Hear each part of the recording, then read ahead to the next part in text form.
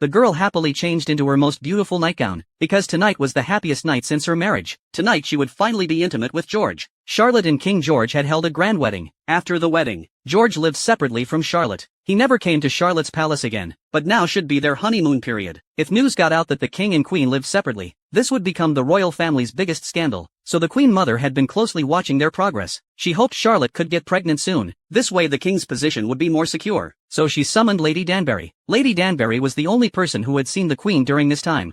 I need to know what is going on at Buckingham House. I need a trusted ear. Do you understand? I do. Well then.